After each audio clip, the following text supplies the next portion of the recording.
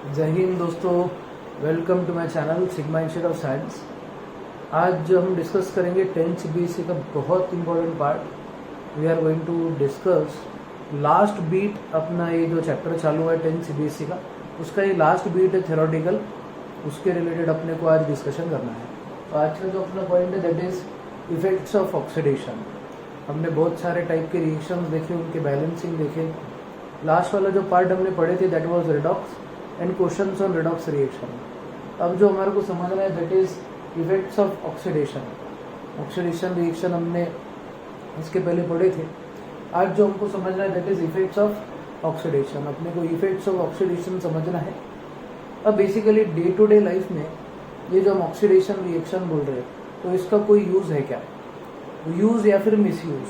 तो आज जो हम डिस्कस करेंगे that will be on miss use, या फिर ऐसा बोल सकते disadvantage of this oxidation reaction. Oxidation reaction के यूजेस भी है और ड्रॉबैक्स भी है। ये जो चैप्टर है इसमें मेरे को कुछ पार्ट बोल रहा, मतलब कंप्लीट डिटेल्ड पार्ट ये चैप्टर में नहीं है। कुछ पार्ट हमको ऑक्सीडेशन के रिलेट करना है and that is related to disadvantages of oxidation.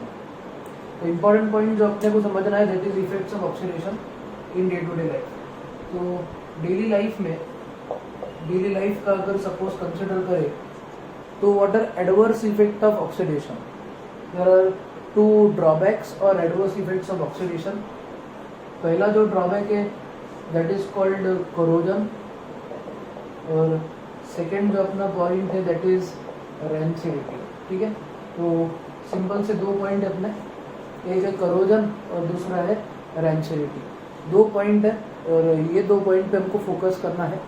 पहला जो पॉइंट है दैट इज कोरोजन और सेकंड है रेंसिडिटी। इंपॉर्टेंट पॉइंट ये डेली लाइफ के ड्रॉबैक हम बोल सकते हैं। बेसिकली ये ड्रॉबैक है ऑक्सीडेशन। ठीक है, तो can you state any two drawbacks of oxidation reaction? Yes, two drawbacks of oxidation reaction are corrosion and rancidity. ये ऑक्सीडेशन रिएक्शन के दो ड्रॉबैक रहेंगे और ये ड्रॉबैक को हमको अभी डिटेल में समझना है। तो आपका सबसे पहला क्वेश्चन आज का, state any two drawbacks of oxidation reaction. तो आपका आंसर है कोरोजन एंड रेंसिडिटी। और इम्पोर्टेंट पॉइंट अपना पहला जो डिस्कशन रहेगा that is related to corrosion. Corrosion क्या रहता है, उसकी कंडीशंस क्या क्या रहेंगे, और फिर उसके रिलेटेड का टर्म अपने को समझना है। तो सबसे पहले कोरोजन में डिफाइन क्वेश्चन रहेगा आपका, डिफाइन कोरोजन। तो please write down first question. ये भी आपका जो टॉपिक है ये डबल स्टार तक जाएगा, इसमें से एक आधा क्वेश्चन आएगा। क्योंकि ये जो पार्ट है that will be repeated again in chapter metals non metals. तो ये चैप्टर का कुछ पार्ट यहाँ पे है, कुछ पार्ट मेटल्स नॉन मेटल्स में। मैं पूरा डिटेल मेटल नॉन मेटल में भी पढ़ाऊंगा आप लोगों को। तो आपको अभी जो करना है, you need to write one question. यानी पहला क्वेश्चन एक मार्क का, डिफाइन कोरोजन। तो डिफाइन कोरोजन अगर सपोज क्वेश्चन आता है, this will be for 1 mark. तो बेसिकली कोरोजन क्या रहता, what is called as corrosion. आपको सेकेंड या फर्स्ट पार्ट था आपका वीडियो लेक्चर्स में, उसमें मैंने केमिकल चेंज के बारे में बताया था। आपको शायद याद होगा, तो मैंने बोला था कि अगर आयरन की या शीट है टीन की ऐसी, तो इसकी चमक चली जाती है और कुछ टाइम के बाद, कुछ सालों बाद क्या होता है, इस पे लाल कलर डिपॉजिट होना चालू हो जाता है और वो परमानेंट चेंज है। तो ऐसे टाइप को मैंने रस्टिंग बोला था, that was called as rusting. ठीक है, रस्टिंग ऑफ आयरन मैंने आपको एग्जाम्पल में बोला था, जिसको हमने बोले थे कि केमिकल चेंज है। उसमें मेरा डिस्कशन टाइम के रिलेटेड था कि केमिकल चेंज कम टाइम में भी हो सकता है और उसको ज़्यादा टाइम भी लग सकता है। तो ये इंपॉर्टेंट क्वेश्चन आपका कोरोजन के रिलेटेड है, what is called as corrosion. तो बेसिकली क्या होता है कोरोजन में, आपका कोई मेटल का सरफेस है। कोरोजन में आपको क्या लगेगा, पहले कंसेप्ट समझ लो। आपके पास कोई मेटल का सरफेस है। ये मेटल का सरफेस एयर, मॉइस्चर और acid, air, moisture and acid, इनके कांटेक्ट में जब आएगा, एयर और moisture and sometimes acid, air moisture हमेशा लगेंगे और कभी कभी एसिड का भी कांटेक्ट लगता है। तो जब आपका मेटल एयर और मॉइस्चर के कांटेक्ट में आएगा, जब आपका मेटल एयर और मॉइस्चर के कांटेक्ट में आएगा, एयर और मॉइस्चर के कांटेक्ट में आने के बाद क्या होगा, ये जो आपका सरफेस है, ये जो आपका सरफेस है, ये धीरे धीरे सड़ना चालू हो जाएगा। That means it is going to degrade, इसकी क्वालिटी डिग्रेड हो जाएंगी, इसकी लाइफ डिग्रेड हो जाएगी, इसकी लाइफ, इसकी क्वालिटी क्या हो जाएंगी, डिग्रेड हो जाएंगी। इसका मतलब आपका ऐसा है कि आपका जो मेटल है, ये मेटल सड़ना चालू हो जाएगा। क्या हो जाएगा, सड़ना चालू हो जाएगा। तो इम्पोर्टेंट चीज़ ऐसी कि जब भी आपके पास में कोई मेटल है, मेटल जब डिग्रेड होना चालू हो जाता, सड़ना चालू हो जाता, तो ये जो प्रोसेस है इसको हम करोजन बोलेंगे। This process is called corrosion. What is called as corrosion and what are drawbacks of corrosion? तो बेसिकली करोजन एक केमिकल चेंज है। सबसे पहला पॉइंट, करोजन जो है ये केमिकल चेंज है। ये बेसिकली रिडॉक्स रिएक्शन से होता है। करोजन जो रहेगा it occurs because of redox reaction. Redox reaction का एक एप्लीकेशन बोल सकते हैं आप, करोजन है। तो करोजन जब भी होगा वो केमिकल चेंज है, और जब ये केमिकल चेंज होगा तो reaction will be a redox reaction. अब ये जो करोजन है बेसिकली, जो हम केमिकल चेंज और रिडॉक्स रिएक्शन बोल रहे हैं, इसके वजह से जो मेटल है, मेटल की लाइफ डिग्रेड होना चालू हो जाएंगी। मेटल की लाइफ क्या हो जाएंगी, डिग्रेड। आपका जो मेटल है वो सड़ना चालू हो जाएगा। क्या हो जाएगा, सड़ना चालू हो जाएगा। It is going to get spoiled, इसकी लाइफ कम हो जाएंगी, इसकी ताकत कम हो जाएगी, strength of metal will decrease, तो इसके ऊपर की शाइन जो है वो भी खत्म हो जाएगी। तो ये जो प्रोसेस है जिसमें किसी मेटल के सरफेस का शाइन चले जाता, उसकी लाइफ कम हो जाती, उसकी स्ट्रेंथ कम हो जाती, तो ये जो प्रोसेस होता है, जो एक केमिकल चेंज है, इसको ही हम करोजन बोलते हैं। तो what is called corrosion? Corrosion क्या रहेगा वो हमारे को समझना है, और उसके इफेक्ट्स क्या है वो हमारे को समझना है। आपका क्वेश्चन है डिफाइन करोजन, तो आपको इतना बेसिक पॉइंट क्लियर हो जाना कि करोजन जो है, corrosion is applicable for, corrosion is applicable for metals. Metals का करोजन होता है, और जब भी मेटल्स का करोजन होगा, जब भी आपके मेटल्स का करोजन होगा, तब आपके मेटल की लाइफ कम हो जाएगी। आपका क्वेश्चन ऐसा है डिफाइन करोजन, तो करोजन का डिफिनेशन हम ऐसा बोलेंगे, the process of eating up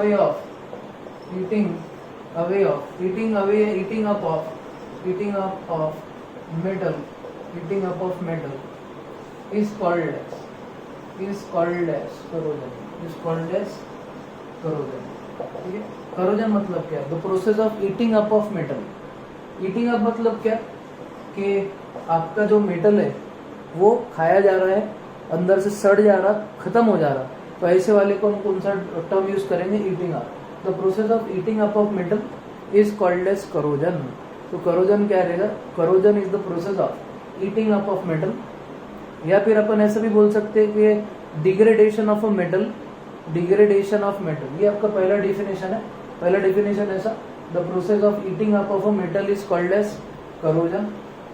second point ऐसा बोल सकते हैं, मैंने सेकेंड डेफिनेशन और करके सेकेंड डेफिनेशन लिखना है। तो पहला डेफिनेशन है आपका, the process of eating up of a metal, the process of eating up of a metal, the process of eating up of a metal is called as corrosion. Second वाला जो point आपको बोलना है corrosion के related, वो ऐसा, corrosion के related आपका जो सेकेंड पॉइंट रहेगा वो ऐसा रहेगा, यानी डेफिनेशन। सेकेंड डेफिनेशन आपकी करोजन की ऐसी, द प्रोसेस इन विच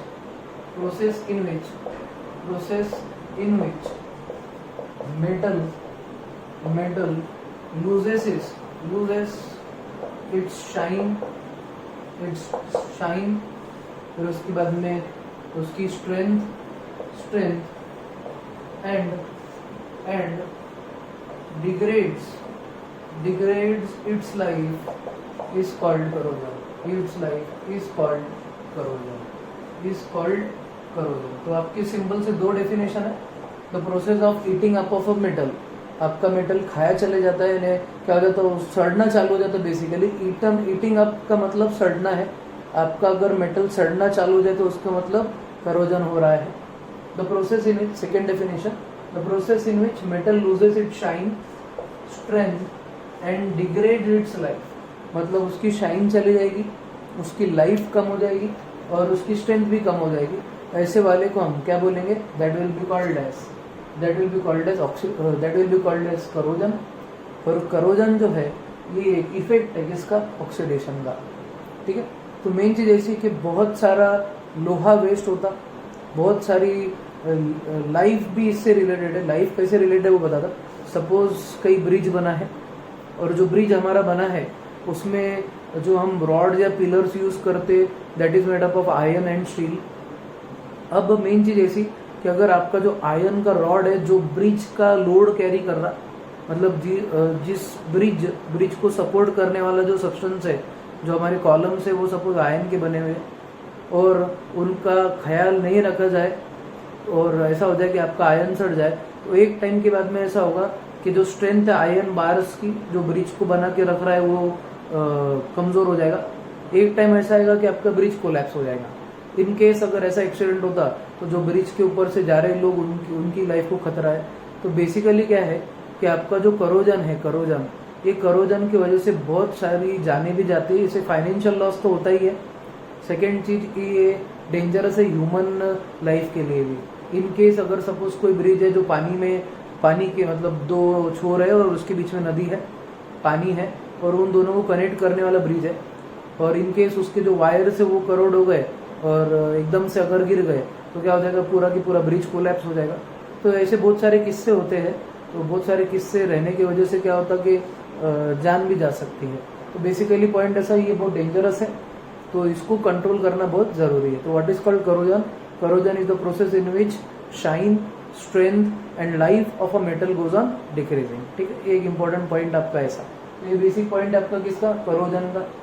और मेन चीज ऐसी कि करोजन के लिए एक आयरन जो मेटल है अपना, आयरन का जो मेटल है अगर वो करोड़ होता है तो उसको हम रस्टिंग बोलते हैं। क्या बोलते हैं उसको? रस्टिंग। तो आपका नेक्स्ट क्वेश्चन जो रहेगा, क्वेश्चन लिखो डिफाइन रस्टिंग। आपका नेक्स्ट क्वेश्चन ऐसा रहेगा डिफाइन रस्टिंग। फिर उसके बाद में हम कंडीशंस देखेंगे कुछ। नेक्स्ट क्वेश्चन आपका लिखना है आपको डिफाइन रस्टिंग। रस्टिंग क्या है वो हमारे को डिफाइन करना है। डिफाइन रस्टिंग बहुत सिंपल सा है। रस्टिंग का मतलब, रस्टिंग का डेफिनेशन क्या रहेगा? अब बेसिकली जब कोई भी मेटल खराब होगा तो उसको हम करोड़ बोलते हैं। करोड़ रुपए नहीं, करोड़ मतलब खराब होना। जब भी कोई आपका मेटल सड़ता है तो उसको हम करोजन बोलेंगे, करोड़ होना। मेटल गेट्स कोरोडेड बोलता, करोड़ बोलूंगा तो आप लोगों को पैसे लगेंगे, कोरोड़, ठीक है। तो आपका मेटल कोरोड होगा। जब भी कोई भी मेटल खराब होता है तो उसको हम करोजन बोलेंगे। बट जब आयरन मेटल कोरोड होता है तो उसको हम रस्टिंग बोलते हैं। तो what is called rusting? Define rusting. तो रस्टिंग क्या है? The process of corrosion of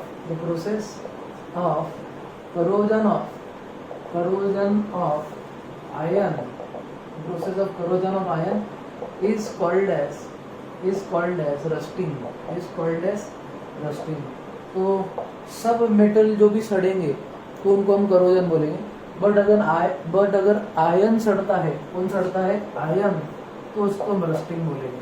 तो सबका मेटल का सड़ने का नाम, the process in which metal gets spoiled और get degraded is going to be called as corrosion. If the metal is iron, then process is called rusting. तो rusting का definition, the process of corrosion of iron is called as rusting. The process of corrosion of iron is called as rusting. आपको इतना एक basic point clear होना चाहिए। What is called rusting? The process of corrosion of iron is called as rusting. ये आपका एक definition. अब आपको केमिकल इक्वेशन लिखनी है रस्टिंग की और आपको कंडीशन समझना है कि रस्टिंग कब होगा। तो इसके ऊपर एक 3 मार्क का एक्टिविटी आपको लिखना है। चलो क्वेश्चन लिखो, write down question related to rusting के रिलेटेड एक important question. Describe an activity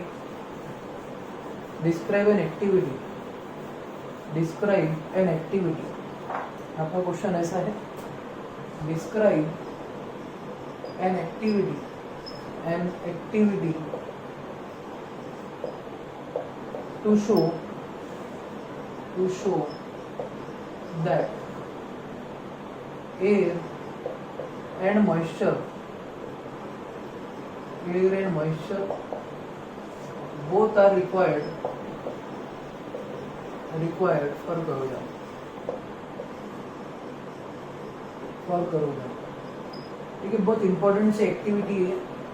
question लिखना है आपको। क्वेश्चन आपका 3 मार्क का रहेगा। Describe an activity to show that air and moisture, describe an activity to show that air and moisture both are required for corrosion. एक ऐसी activity आपको बतानी है जिसमें ये आपको प्रूव करना है कि करोजन के लिए एयर और मॉइस्चर दोनों का यूज लगेगा। इसका मतलब ये एयर रहनी चाहिए, मॉइस्चर भी होना चाहिए। तो सबसे एक मार्क का क्वेश्चन आपको ऐसा भी आ सकता, what are necessary conditions for corrosion, corrosion के नेसेसरी कंडीशन क्या है। तो हमारा आंसर रहेगा एयर एंड मॉइस्चर। क्या रहेगा? Air and moisture. Air and moisture are necessary for corrosion. या फिर आपको ऐसा क्वेश्चन आ सकता है, direct describe an activity to show that air and moisture are required for corrosion. ये क्वेश्चन आपका 3 मार्क का रहेगा। This question will be for 3 marks. Simple वाला क्वेश्चन है आपका ये। अब इसके रिलेटेड आंसर्स कैसे रहेंगे मैं आपको बताता हूँ। एक्टिविटी ऐसी है आपकी, आपको आयरन नेल कंसिडर करना है। You need to consider iron nail. ठीक है, हम आयरन नेल लेंगे। 3 टेस्ट ट्यूब लेना है आपको। ये टेस्ट ट्यूब ए है। अब टेस्ट ट्यूब ए में सबसे पहले आपको एनाइड्रस कैल्शियम क्लोराइड डालना है। क्या डालना है? सबसे पहले इधर anhydrous calcium chloride CaCl2। Anhydrous calcium chloride आपको इसमें लेना है। फिर यहाँ पे जो है आपको टेस्ट ट्यूब में आयरन नेल डालना है। You need to add iron nail in test tube.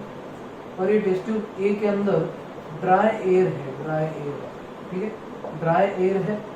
और इसको रबर कॉर्क से टेस्ट ट्यूब को सील कर देने का है। This is your test tube A. ये जितने भी कंडीशंस में बता रहा वो अभी पहले डायग्राम के बेसिस पे निकाल के बता था आपको, फिर वो ऐसी कंडीशन क्यों ली हुई वो भी समझाता हूँ। ठीक है, इस पे आपको क्वेश्चन MCQ में पूछे जा सकते हैं।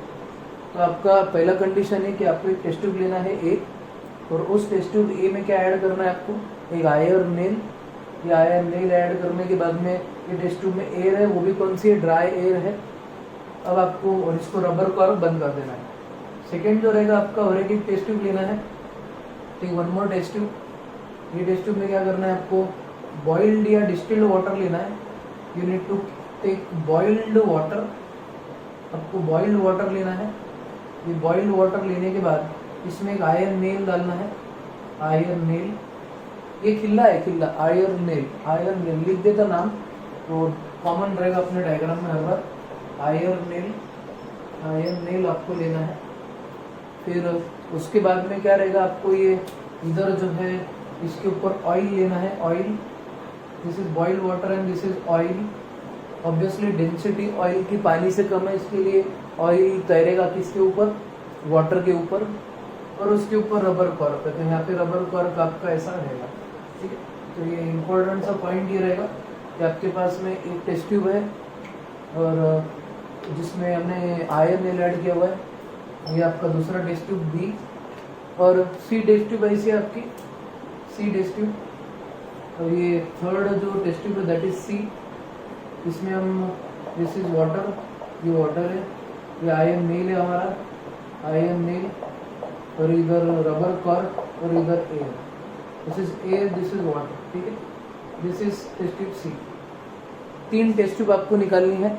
तीनों टेस्ट ट्यूब का मतलब क्या है वो मैं आपको समझा देगा। ठीक है, तो आपका इंपॉर्टेंट पॉइंट ऐसा क्वेश्चन ये है आपका कि एक एक्टिविटी बताओ जिसमें आपको ये प्रूव करना है कि रस्टिंग या फिर करोजन के लिए एयर और मॉइस्चर नेसेसरी है। ठीक है, तो यहाँ पे करोजन के अलावा आपको यहाँ रस्टिंग भी आ सकता है। रस्टिंग, ये क्वेश्चन रस्टिंग के लिए भी पूछा जा सकता है। ठीक है, ऐसा बेसिक सा कंसेप्ट है। तो 3 कंडीशन आपको बताता और ऐसी कंडीशन हमने क्यों लिए वो भी आपको समझाना। टेस्ट ट्यूब ए लिए हमने। In this test tube we added anhydrous calcium chloride.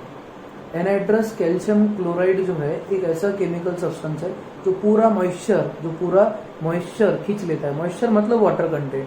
पूरा वाटर कंटेंट यानी मॉइस्चर खींचने का काम कौन करेगा? CaCl2। तो what is use of anhydrous calcium chloride? तो anhydrous calcium chloride is use to absorb moisture. तो आपका जो कैल्शियम क्लोराइड है, कैल्शियम क्लोराइड का सबसे इम्पोर्टेंट यूज ऐसा इट एब्जॉर्ब्स मॉइस्चर, ठीक है, ये पानी पूरा सोख लेता, it absorbs moisture, it removes moisture.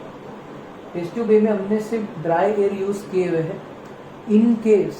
In case अगर कुछ वाटर कंटेंट इसमें प्रेजेंट हो भी, अगर वाटर कंटेंट इसमें कुछ प्रेजेंट भी रहा तो भी आपका ये जो एनहाइड्रस CaCl2 है, anhydrous CaCl2, it will absorb moisture, it will absorb moisture. तो anhydrous CaCl2 will absorb moisture, पूरा पानी खींच लेगा। अब आपका जो ये है आयरन नेल, ये आपको ड्राई एयर में रखना है, मतलब टेस्ट ट्यूब में सिर्फ ड्राई एयर और आयरन नेल है, पूरा पानी अगर कुछ प्रेजेंट है तो वो कौन खींच लेगा, CaCl2। अब आपको ये टेस्ट ट्यूब को 7 दिन के लिए बाजू में रख देना है। For 7 days you need to keep this test tube aside. Second case आपका ऐसा, सेकेंड टेस्ट ट्यूब में क्या है, बी है आपके पास में टेस्ट ट्यूब का नाम, उसमें हमने क्या लिए, वाटर के अंदर हमने आयरन नेल डाले।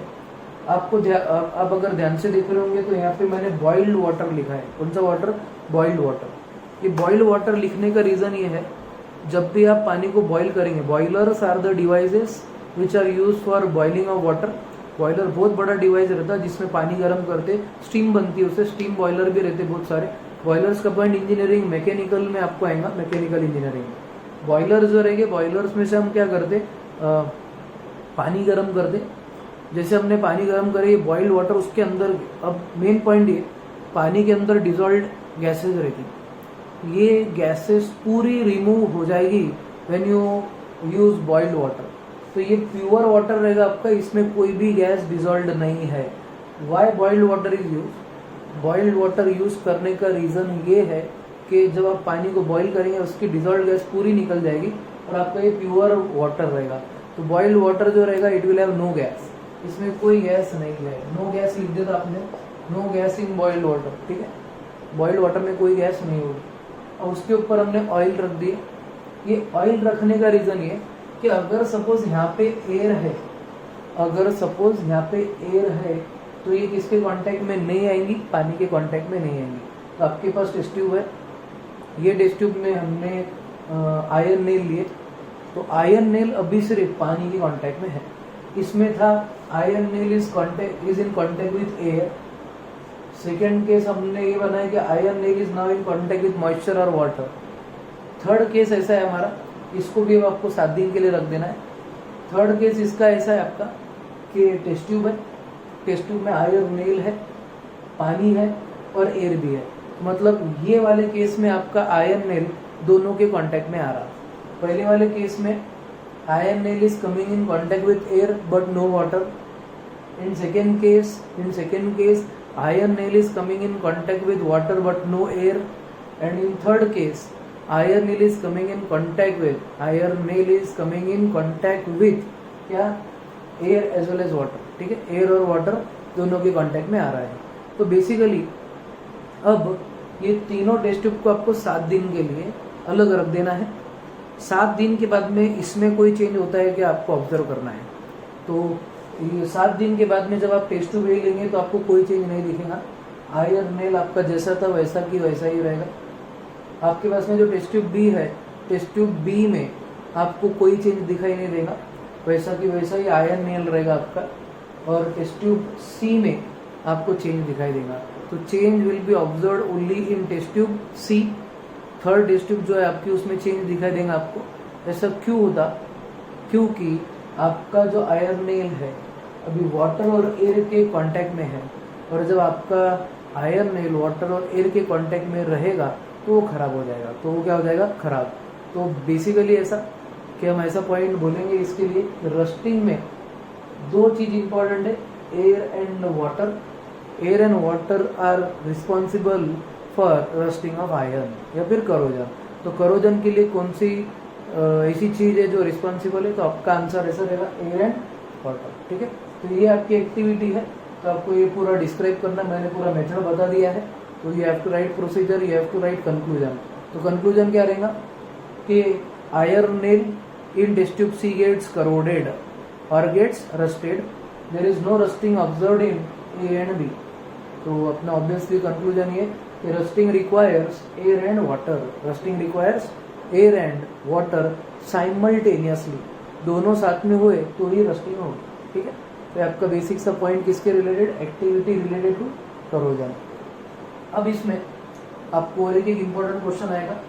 आपका नेक्स्ट क्वेश्चन ऐसा लिखो, चलो राइट डाउन नेक्स्ट क्वेश्चन।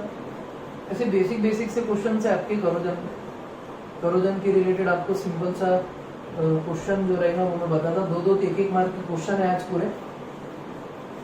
तो करोजन के लिए कौन सा वाला पॉइंट रहेगा, तो करोजन के लिए जो पॉइंट है वो ऐसा रहेगा आपका, करोजन के रिलेटेड का पॉइंट ये इस तरीके से रहेगा, इम्पोर्टेंट पॉइंट आपको करोजन के रिलेटेड, ठीक है। तो इफेक्ट्स ऑफ ऑक्सीडेशन में आपका नेक्स्ट क्वेश्चन ऐसा है, explain chemical reaction of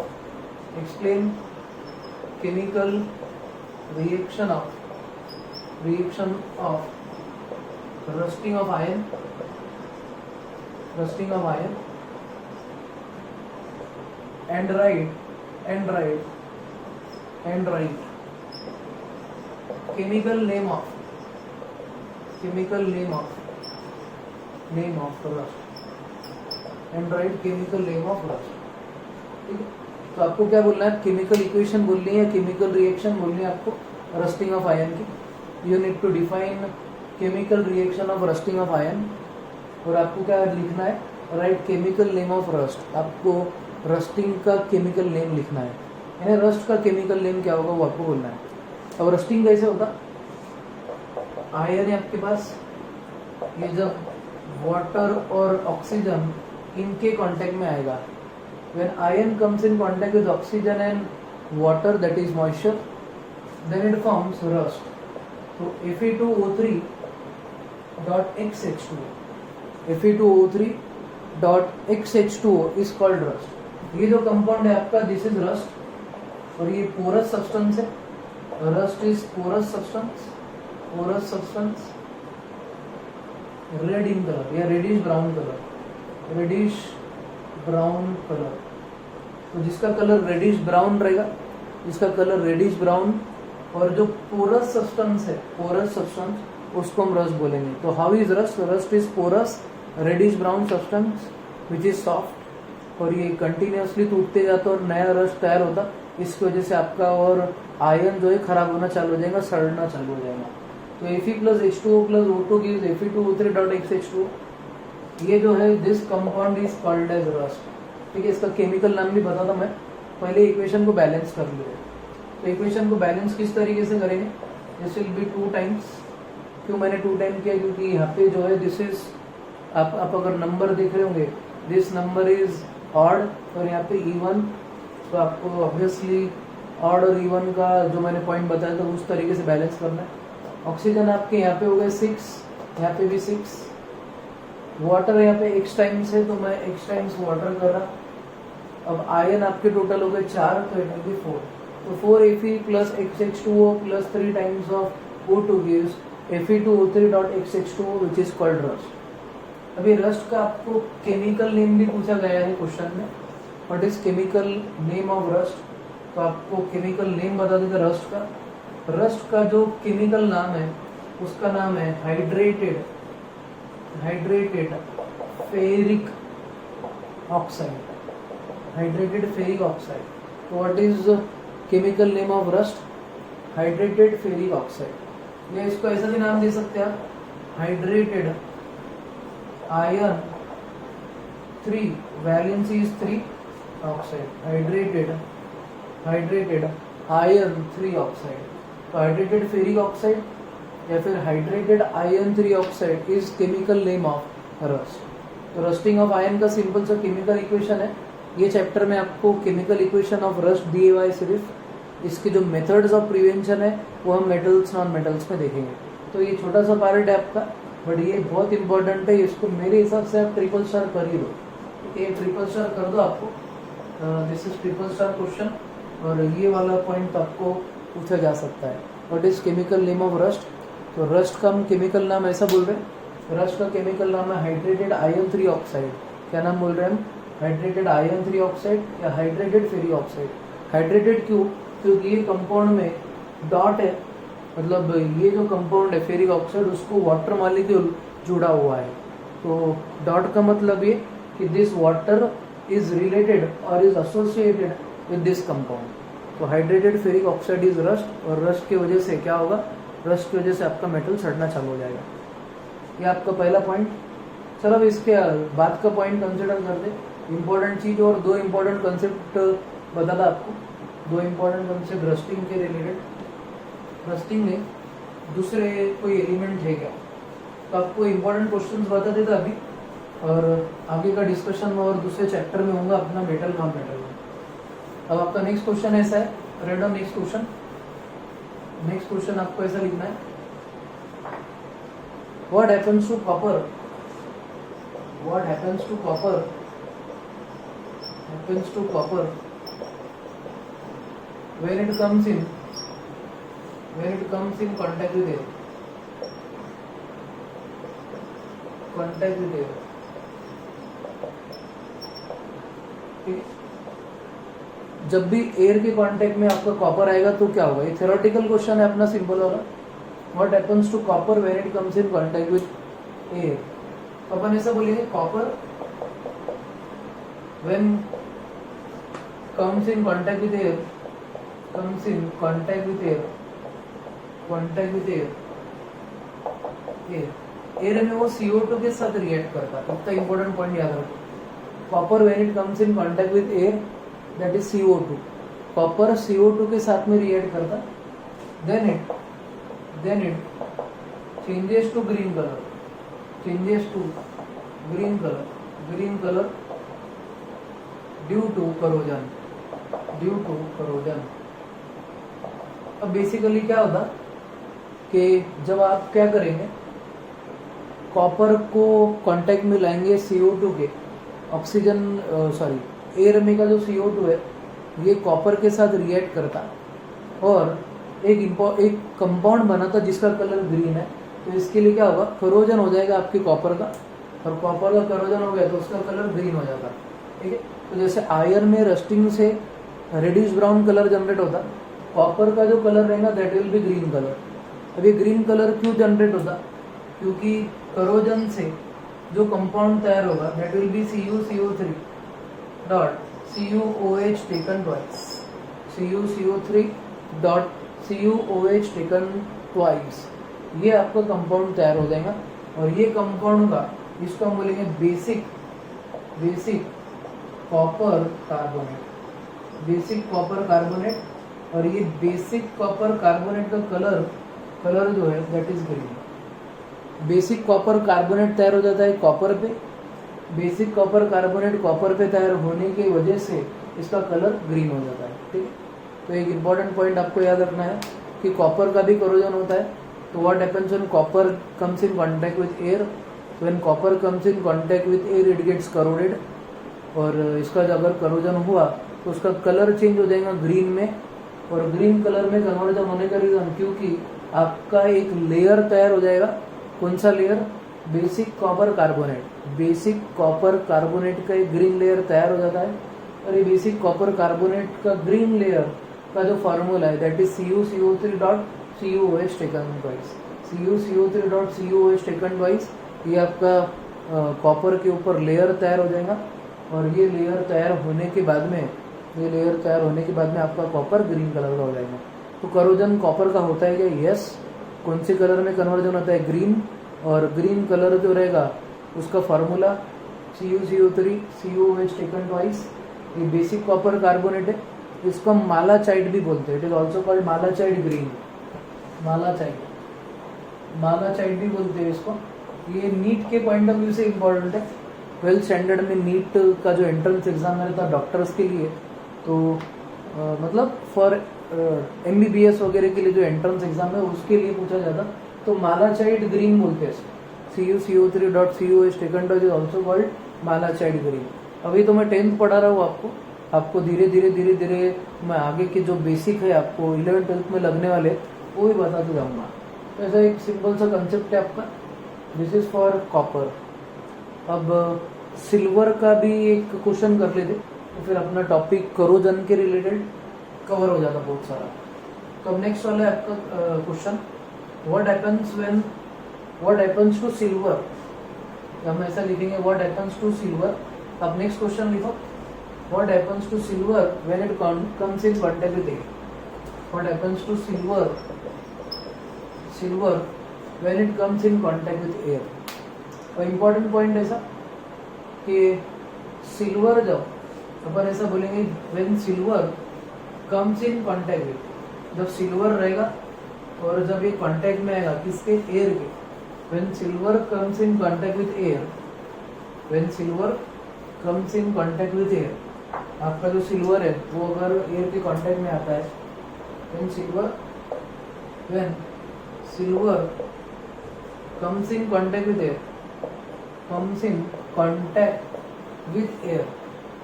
in contact with air, it loses its shine. It loses its shine and turns black. इसके पहले भी बताया मैंने ये आपको कौन से चैप्टर में बने, ये चैप्टर में पार्ट 2 में बताया था शायद। मेरे को एक दीदी का कॉल भी आया था, सेठिया दीदी थी शायद या कोई तो भी दीदी थी, जिसने मेरे को बोली कि सर आपने ऐसे बोले कि केमिकल चेंज तो इरिवर्सिबल है, बट हम जो चांदी की पायल रहती है या चांदी का कुछ रहता काला होने के बाद भी उसको हम पॉलिश कर सकते, ऐसा मेरे को डाउट पूछी दीदी ने। तो बेसिकली वो ऐसा है कि उसको केमिकल प्रोसेस करे तो फिर वो होगा, नॉर्मली उसका कलर चेंज नहीं होने वाला। मैंने दीदी को आंसर किया था फोन पे, तो दीदी अगर देख रही होंगी तो उसको और एक बार याद दिला रहा कि ऐसा वाला क्वेश्चन हुआ था अपना discuss. When silver comes in contact with air, it loses shine and turns black because of corrosion. Because of corrosion. तो corrosion होता है सिल्वर का भी। सिल्वर वैसे बहुत ज़्यादा रिएक्टिव नहीं है, corrosion इसका होगा और ये क्या टाइम में कन्वर्ट हो जाएगा और उसकी शाइन चली जाएगी और it will turn black. Black में उसका कलर चेंज हो जाएगा। इम्पोर्टेंट पॉइंट इसके रिलेटेड ऐसा है, आपका इम्पोर्टेंट पॉइंट ऐसा रहेगा अपने इसमें कि जब भी अपना करोजन होगा, यानी अपना मतलब सिल्वर का करोजन होगा तो कलर चेंज हो जाएगा ब्लैक में। और ये जो प्रोसेस है इसको हम टार्निशिंग बोलते हैं, tarnishing, this called tarnishing of silver. ठीक है, तो अगर सपोज आपको क्वेश्चन ऐसा आता what is tarnishing of silver, तो आपका आंसर ये रहेगा when silver comes in contact with air it loses shine and turns black because of corrosion and this process is called tarnishing. ठीक है, ये टार्निशिंग है। अब बेसिकली आपकी कौन सी ऐसी गैस है जिसकी वजह से सिल्वर टार्निश होता, तो एक इम्पॉर्टेंट नोट लिखो आप। आंसर में नहीं लिखना है आपको, नोट लिखना है। नोट तो इम्पॉर्टेंट नोट लिखो। नोट ऐसी है आपकी कि सिल्वर जो रहेगा Ag when it comes in contact with H2S gas, H2S, Ag जब H2S के कांटेक्ट में आएगा तब वो फॉर्म करेगा Ag2S प्लस H2, और ये जो Ag2S है, दिस Ag2S आपका जो है हाइड्रोजन सल्फाइड के साथ रिएक्ट करेगा, Ag2S फॉर्म करेगा जिसका कलर ब्लैक रहेगा। तो ब्लैक कलर किसके वजह से फॉर्म होता है? Because of formation of silver sulphide, because of formation of silver sulphide. Silver sulphide बनने की वजह से क्या होगा? सिल्वर चेंज हो जाएगा from silvery grey to black, silvery grey to black. तो ब्लैक कलर जब कन्वर्ट होगा आपका सिल्वर का, तो it is because of formation of silver sulphide which is black in colour. इसको हम टार्निशिंग ऑफ सिल्वर बोलते हैं। ये नोट लिख के रखना है। ये 1% चांस है आपको इक्वेशन पूछने के, बट आपको 100% चांस है ये पूछे जाने के। तो Ag2S is dash in colour, तो obviously black process is called tarnishing of silver. ठीक है, तो ये आपका पॉइंट है ऑक्सीडेशन का पहला, which is related to corrosion. ये मैंने 20-25% पार्ट पूरे करोजन का कवर किया है। ये मेटल्स नॉन मेटल्स में पूरा कवर किया जाएगा। आपका जो चैप्टर है, चैप्टर के हिसाब से मैं पार्ट को डिवाइड कर रहा हूँ। तो for this chapter this part is 100%, और नेक्स्ट जो चैप्टर हमारा चालू होगा तब उसमें हम methods of prevention of corrosion भी देखेंगे। ठीक है, तो आपका पूरा 100% टॉपिक कवर हो जाएगा। ये जो टॉपिक था आपका that was related to your first chapter, हम थर्ड चैप्टर में भी ये इसका डिस्कशन फिर करेंगे और डिटेल में करेंगे। अभी ये फर्स्ट चैप्टर का आपका पॉइंट इस तरीके से कवर हो गया है। ठीक है, तो आपको ये पूरा नोट्स कंप्लीट करना है। आगे के इसमें हम रेंसी डीटी पे भी डिस्कस करेंगे। तब तक के लिए आपका ध्यान रखो। Stay safe, stay home. जय हिंद।